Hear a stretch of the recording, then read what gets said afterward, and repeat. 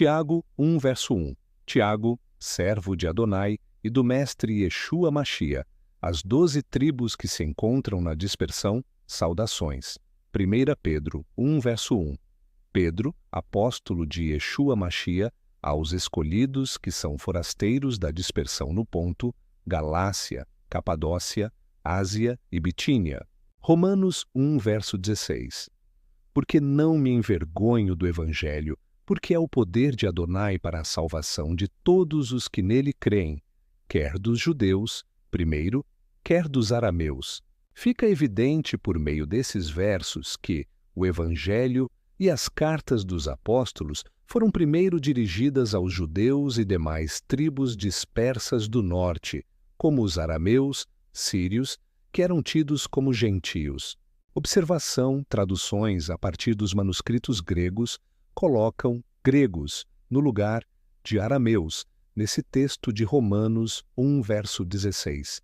Então, se os evangelhos e cartas foram escritos para os judeus e tribos do norte de Israel dispersas, efraimitas, logo eles foram escritos no idioma que eles dominavam, correto?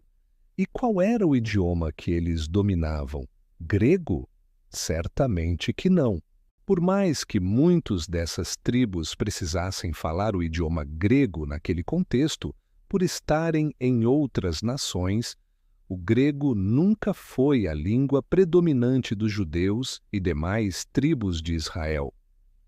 A língua predominante naquela época entre eles era o aramaico.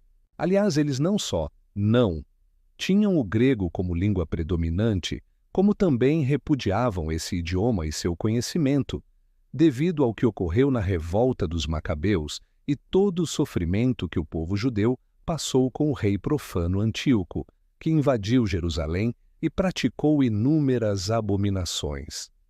Nos livros dos Macabeus é relatado esse acontecimento com mais detalhes.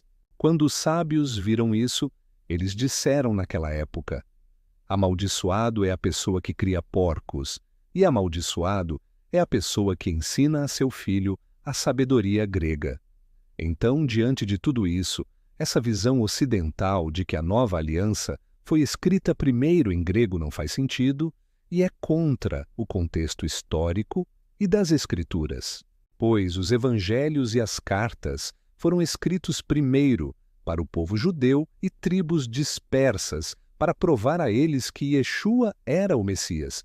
Então, escrever em grego seria um verdadeiro tiro no pé, já que grande parte deles repudiavam esse idioma e certamente não aceitariam com facilidade os evangelhos escritos em grego. Sabendo que eles escreveram primeiro em aramaico, fica muito mais coerente e esclarece o porquê dos primeiros discípulos serem judeus ou de tribos dispersas de Israel, como os samaritanos ou sírios. Inclusive, o primeiro reino onde o evangelho foi mais aceito foi em Edessa, devido à conversão do rei Abgar, onde o idioma predominante era o aramaico. Só depois que o evangelho passou a ser espalhado para outras nações da Europa ou Ásia, aí sim faz sentido que tenha sido traduzido para o grego, no intuito de alcançar esses outros povos, mas jamais escrito primeiro em grego e depois traduzido para o aramaico. Seria contra a ordem lógica e histórica da propagação do Evangelho, ou de textos como Romanos 1, verso 16.